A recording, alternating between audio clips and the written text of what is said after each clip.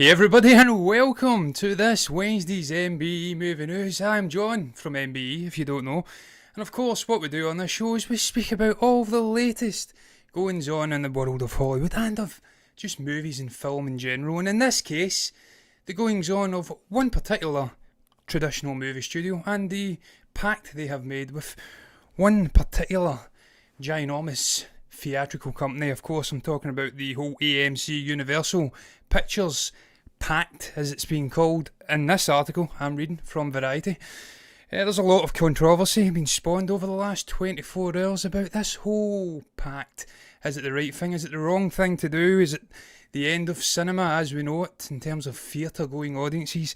Or is it the beginning of a sort of renaissance, a beginning of a new era of consuming film? Well, look, I don't know because I'm just a mere mortal, but I'm going to give my opinion anyway because that's why I'm here. I'm here to give opinions on all of these topics. That's what a movie news show is all about. As I did say, Universal Pictures and AMC Theatres, they put aside their bitter feud.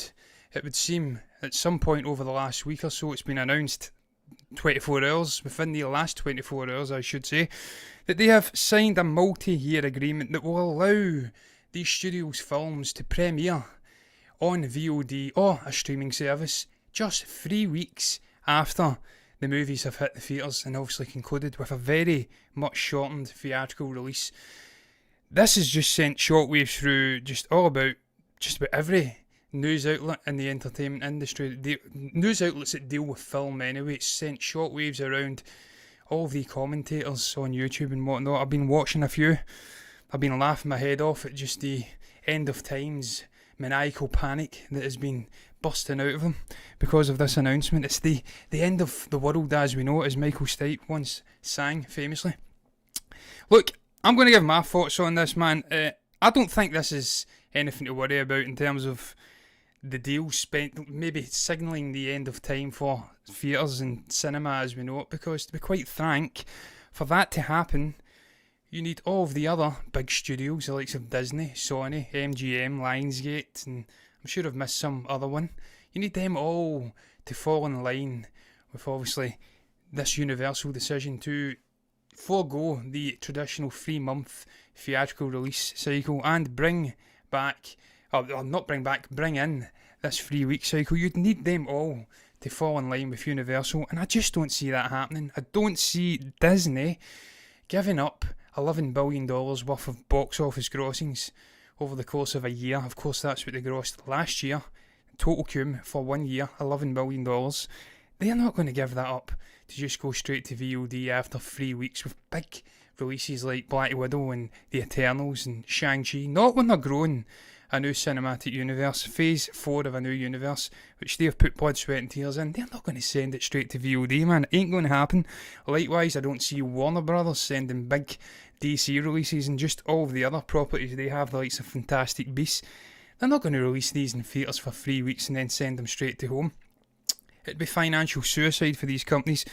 So I don't even see this being something that's going to be widely implemented into the cinema experience, if you like. I think this may just be something that Universals are dabbling with, because I have looked at a whole array of different articles on this subject, and it would seem that Universal have been dabbling with this notion for years now. They've been pushing to modernise the way that film is consumed, trying to shorten theatrical release timetables and just manipulate things and trying to modernise. They've been slapped down time and time again by different studios and obviously other theatre companies not want to play ball with them, because why would they? That's how they make their money, working in tandem with these big studios to bring movies to their complexes and have eyeballs watching it. It's a win-win.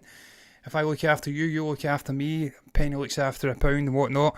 So I just don't see how this is something that's going to work out with Universal. I don't think it's signalling the end of times. And in actual fact, when you actually look, just as a sort of a little side note on the kind of movies which have been releasing recently on straight to VOD streaming, you look at these films, it's the likes of Blue Story, The Lovebirds, Trolls World Tour was the sort of famous one that obviously Universal kind of pioneered. They dipped their toes into the waters to see how it would do, and of course it was a huge success, and that's maybe what pushed this notion of trying to shorten it to a 3-week theatrical release slot and maybe just use the theatres to earn the front-loaded money that these blockbusters get, and then just push it into obviously digital and whatnot. You look at these movies though, they're very small movies. Scoob, it's a small animated movie. Artemis Fowl, it was a terrible adaptation of a book by all accounts from Disney. These are not big blockbuster releases, and this is what I see happening moving forward. I just cannot for the life of me see even Universal releasing the likes of Fast and Furious, a big movie like that, onto a theatre platform, have it in there for 3 weeks. It's making ridiculous money after this pandemic. Hopefully people go back, and then see them bring it back in to VOD straight to home for like $20. I can't see them cutting their nose off to spite their faces. I think this will be reserved. I think when you see these small detail, the little finer details of this greater plan, I think you will find that this will probably be reserved to middle to smaller budget movies. The big blockbuster releases will still get long-term release slots with theatres. I cannot imagine any situation where we have big Marvel movies coming out in theatres and then coming back out of theatres 3 weeks later. It's not going to happen. And look, I have been looking at various other articles, obviously speaking about this greater subject, what it means for the future of film, what it means for filmmakers. I went on to Collider, and they're talking about things like how it will make it harder for filmmakers and new upcoming people in the world of film, be it actors, to be seen, to have their voices discovered. And it's a very long article. I was going to flash it up on the screen, but to be quite frank, I'm not going to, because I think it's absolute bollocks. That's the truth. I feel like these voices, if they deserve to be heard, if they are talented enough, they will find a way to make their way through the ocean of movies which are on streaming services, which are available on VOD. I think it was actually the director of The Farewell, Lulu Wang. She was speaking at a round table thing maybe last year, and she says that she actually gave up the possibility to work with Netflix because she felt that she wouldn't find her voice, she would be lost in all of the content available. So she went with, I think it was A24 Studios to produce that movie, and also sign a deal with them. That gave her a chance to flex her muscles and show what she could do. I don't think that's going to be a problem moving forward, because as I did say, if you're creative enough, word of mouth, people will recommend you and your voice will be found regardless. But there is so much back and forth happening with this topic. We've also got the likes of Cineworld coming in. They're reacting to it. Also, they work in tandem with Regal Theatres over in the States. They are another monstrous company over there. They own, I think, maybe like 50 or I don't know the exact numbers, a solid percentage of theatre chains over in the United States. They've come out and they've been speaking, and to be quite frank, I can't see that because I'm get terrible eyesight, so I'm going to read it off of my iPad. But they have come out, and it was a very short and sweet response. They basically says, "We make it clear again that we will not be showing movies that fail to respect windows." Clearly they're not going to change their policy with regards to showing only movies that are not respecting the theatrical window. They're saying there's no time to worry here. We've got 6 months until the next big Universal release comes out. There's no real need to be panicking at the moment. And look, I do agree with that, because I don't feel like, again, this is something to worry about. I feel like it will all be ironed out. And for me, my personal opinion, I've sat on the fence about this issue over the last few years. We've had Spielberg coming out and decrying what streaming services are bringing to cinema. He thinks they should be appearing at the Emmys, is it? I'm sure it is the TV thing. They shouldn't be up for Oscars. He thinks that they are TV movies, essentially. And he wants to protect the traditional side of things. For me, I find it interesting that these are splitting. This is almost splitting into two sort of cabals, if you like. You've got the traditionalists with Regal and Cineworld. You have the modernisers with Universal. It's inevitable that all consumable media will find a way to make itself onto a digital spectrum at some point. They are never going to remain as a physical sort of consumable object. We've seen it with music in the early 2000s, with Napster and whatnot. No one would ever have believed 20 years ago that most people would be listening to music and albums through digital media, on their phones, through Apple Music, through Spotify. It would have been pie in the sky. 20 years later, it's the norm. It's the same with cinema. It's almost like CDs and going over to like iPods and stuff like that back in the 2000s. Film and cinema is stuck in the early 2000s era at the moment. It has to be modernised. There has to be come and go. Big blockbuster releases, by all means, stay in the theatres. Small, middling releases go straight to VOD after 3 weeks. I'm not against it, man. I'll still go to the theatres. It'll be very interesting to see what the sort of demographic is who forgoes going to theatres and stays at home, if I get the Scottish slang out of the way. How many will just forgo it knowing that they can get it in 3 weeks, and how many will be hardcore sort of theatre goers like me who like to go and consume it. Some people, it's the worst experience they could obviously imagine in their life, sitting with 200 people they don't know. They're eating loudly, they're drinking, it's obnoxious. For me, I love it.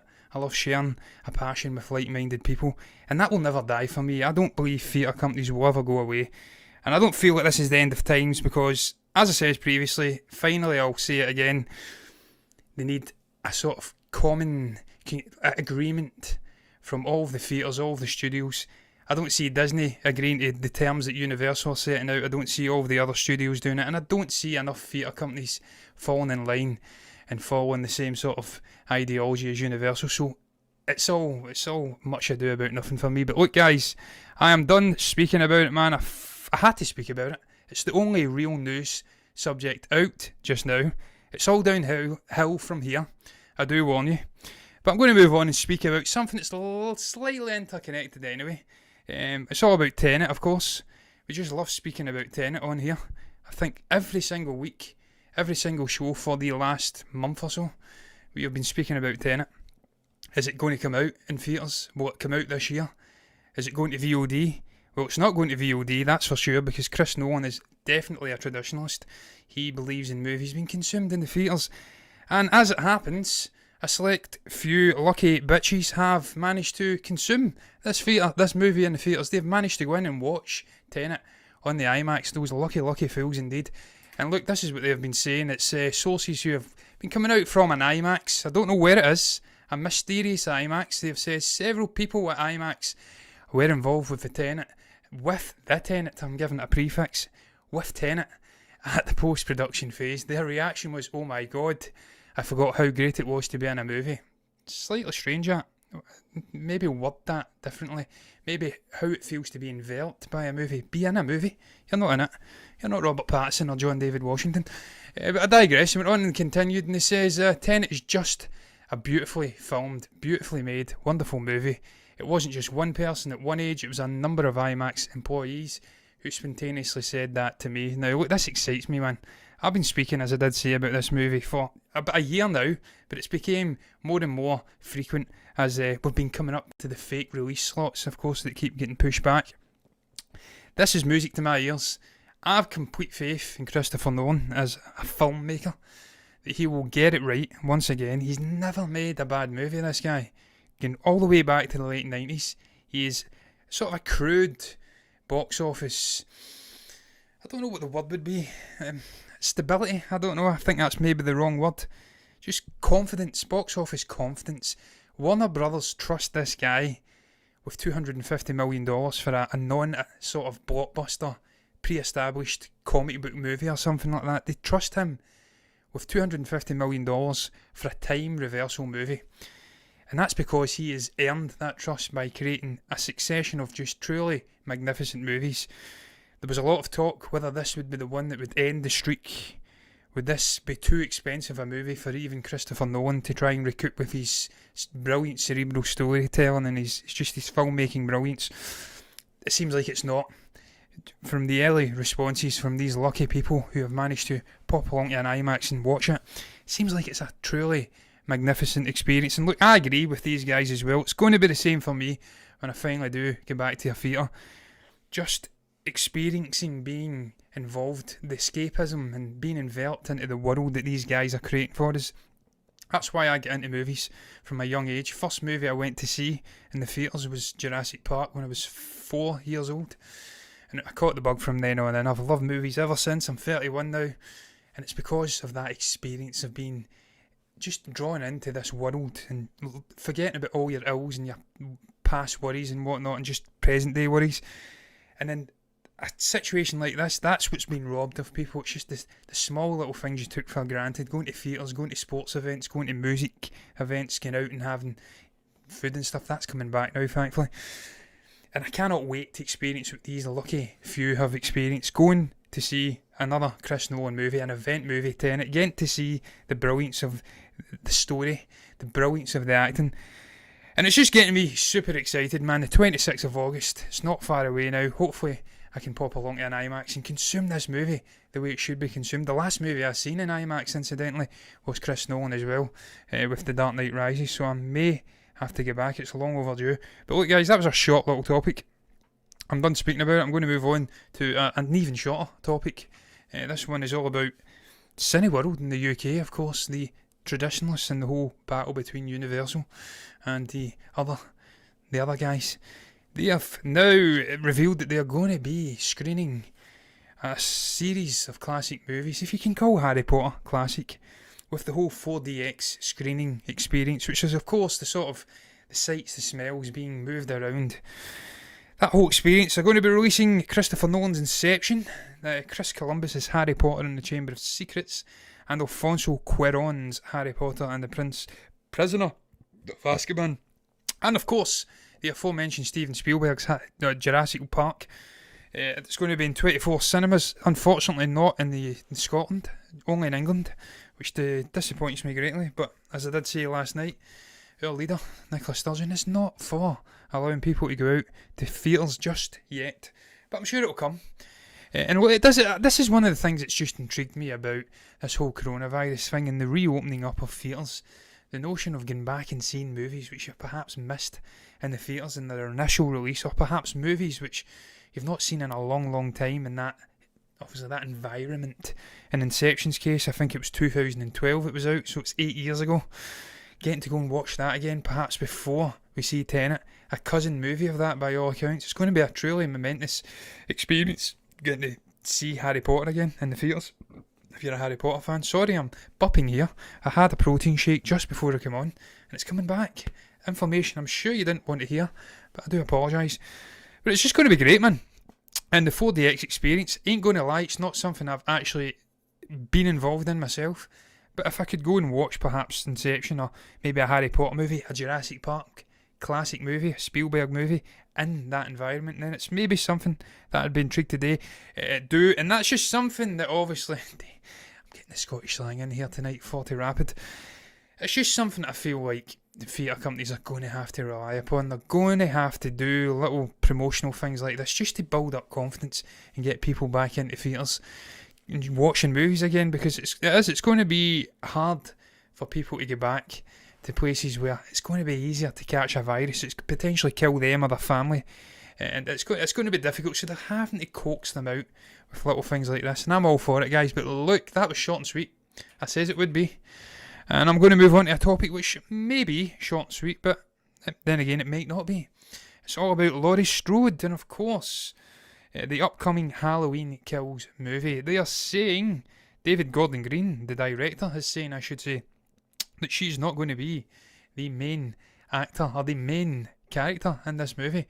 She's not going to be the lead in the movie, is the word I'm trying to get out of my mouth. There you go, I'll give you the quote. She is a voice of both insight and reason that is trying to give a volatile community some sense of purpose in the film. Now, I'll get into that in a moment. That excites me tremendously, where they could be going with that. He went on to say, when we met Alison, she was a very relatable, lovely girl, next door type. And obviously Alison here, just hours later, she is in some ways leading the charge and is one of the more bloodthirsty of the group, whereas Karen, who has dealt psychologically with her mother more intimately, is trying to resist temptations. Now, that doesn't say anything at all about her not being the lead. I do realise that. I think the quote may be down here. There's a lot of quotes from David Gordon Green, not one of them backing up what the headline says. But look, I'll get into it anyway, man. My thoughts on it. I find this very interesting because the concept of that first quote just connected with me. This is a movie which I wanted to be a psychological experience. Michael Myers in the corner, a shadowy figure, not really there, playing mentally havoc on them, all of the original survivors of the movie, and obviously Laurie Strode, her granddaughter and her daughter, but never really being there. And then he pops back up in the final movie, very much alive, and wreaks havoc then. But also with that little short snippet we seen, continuing right through from the Halloween movie from a couple of years ago, that sort of dispelled that theory. Booted it right into the long grass with no care or anything, really. It just says, nope, that's not happening. Michael's surviving. The fire services are letting him out of the basement. And now we've got perhaps a little semblance of some psychological things happening, but with Michael Myers very much on the loose. The concept of her turning from the sort of neurotic, maniacal main character, want to kill Michael, him coming out of the shadows and being the voice of both insight and reason that's trying to give a volatile community some sense of purpose in this film, that just connected with me on some level. I found that really interesting, a different take for the Laurie Strode character. She is mentoring and sort of being the psychiatrist to her granddaughter and her daughter and all of the original people who have come together from the first movie that survived the events of the first movie. And then, obviously, her granddaughter being described as this figure who's going to lead the charge in this movie. So she's going to try and hold her back. She's going to fail. We've heard it's going to be a bloodbath, this movie. Michael Myers is going to just deliver a ridiculous body count. So there's going to be blood and guts. And then I feel like she will, in some level, be the last woman standing going into the last movie. And it will be her job to, once again, just face down Michael Myers and take that bitch out. I love this, man. I love the concept. I love the psychology it's involved here from David Gordon Green. I like it, man. I like the concept of her being psychiatrist figure, mentoring figure. I like the concept of bringing back the original characters. I like the psychological aspect of it. I'm praying within my heart of hearts that this is going to be a better movie than the one a couple of years ago, because it really did disappoint me, that movie. I don't know what it was. It was built up. It came out near Halloween, I want to say. And it was a real box office flop over here in the United Kingdom as well. It flopped horrifically. And it wasn't a terrible movie, but it just... There was aspects that were good, but it felt lacklustre to me. So I'm hoping that they can build upon that and give us a real different experience here, a psychological experience, while Michael's just wreaking utter chaos. I'm excited for it, man. I cannot wait to see this movie. There's been exclusive photographs released as well, but I'm not going to get into that. I don't really care about that, to be quite frank. And on that note, guys, I'm going to move on to the last topic on tonight's show, and it's... Yeah, I mean, I'll let that little graphic seep in down there. Brie Larson reveals her failed Star Wars edition. Or was, even. I don't know what I says there. Star Wars. I'm turning into Jonathan Ross. I'm developing a speech impediment. I hope not. But yeah, she failed. That was great to read, by the way, that she actually failed at something, because, look, she's such a cocky shit, is Brie Larson. I don't know what it is about her. She just rubs people up the wrong way with a sort of attitude. She's got a demeanour about her that's a bit wrong. But apparently, and look, I'll fling the graphic up again, she failed in an audition for Universal. She says, pretty succinctly really, "Oh yeah, you wrote Rogue One, right? I auditioned for that. I didn't get it." Well, that's just life, isn't it, Brie? Apparently she did. She tried to go for the audition of... go in for an audition and try to get the role of Universal. Ultimately she failed. Of course it was... what was her face? I'm completely blanking on her name at the moment. It'll probably be there. I can't believe I'm blanking on her name. Disgraceful. Whoever it was anyway, she finally got the role. And I'm glad, man, because she was great. The character, the actor, I can't even remember, whose name's completely eluding me at the moment for some... Felicity Jones. It was Felicity Jones, wasn't it? She was great, man. I wouldn't have picked another actor to portray that role. She brought a real humanistic vibe to it. The connection with Mads Mikkelsen. Just what she did with that character. I don't think Brie Larson was capable of doing it. I really don't. It was Felicity Jones. Thank you very much, Stephen. You bailed me out there. I knew it was her. I read the article before I came on, but I'm blanking because I'm in front of the camera. It happens all the time. It happens to me all the time anyway. But look, I don't think she could have did it. I don't think Brie Larson is capable of delivering that role. And this is an Oscar-winning actress, by the way. Maybe I'm just being biased because I've got a slight... I don't want to say dislike because I don't know her, but she rubs me up the wrong way at times. And I rebel. Yeah. We'll not talk about that line, Stephen. That was a terrible line. That was borderline Daisy Ridley in Force Awakens. Not Force Awakens, The Last Jedi. The Force is with Kylo Ren or something. The dark side is with him. We must go quick. crap, some crap like that. I tried to blotch that out my brain. Horrendous line delivery. That was a one little sore note for Felicity Jones in that movie. The scene where she's seeing her father in holographic form for the first time in about 20 years. That was special, man. That was a special moment before the save the dream, save the rebellion. So yeah, I mean, in the end, I'm glad she failed. And look, maybe she'll get a better role in the future. I know she loves Star Wars apparently, and Lord knows if Kathleen Kennedy is still there when she gets a chance to audition for another role, then look, she'll probably get it, because we know the agenda that she has. Big secret. Yes. Big secret. What was that line, Stephen? Can you actually help me out? What was that line on Act 2? The forces, the dark side is with Kylo Ren in the First Order. We must go now. Some crap like that. It was like Shmi Skywalker in the prequel trilogy. Just god awful, man. God awful line delivery.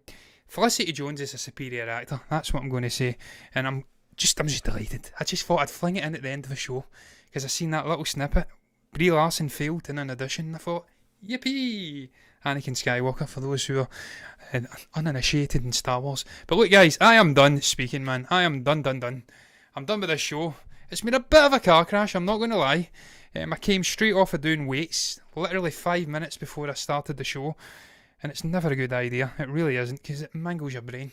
But look, what do you make about the array of topics I spoke about on today's show? What's your thoughts on that headline? Universal Studios signing a pact with AMC theatres to shorten theatrical release slots, windows, bring it straight to VOD. Is it the death of cinema as we know it? Is it the death of the theatre-going experience? Or is it a new start to a digital era? What's your thoughts? Where do you land on it? Do you think it's good, bad, essentially? What's your thoughts on Tenet being shown secretly to a lucky few in IMAX? Is that getting you excited? What they're saying, that they are very much on board for this movie. It's beautiful. It's a wonderful experience. It enveloped them. What do you make about Halloween Kills? I'm not even going to speak about that Cineworld thing. It disappointed me. I never read it before I came on, and then I seen it was just in England. It just immediately deflated me, and I wanted to end speaking about it. What do you make about Halloween Kills? Laurie Strode getting kicked to the long grass for her granddaughter in this upcoming movie. Do you think that's a good idea? And finally, Brie Larson. What do you make about her failing in Star Wars, a Star Wars edition? Would she have been a good Jen Russell? Was she better than Felicity Jones in your mind for that role? Or was there no one better than the great Felicity Jones?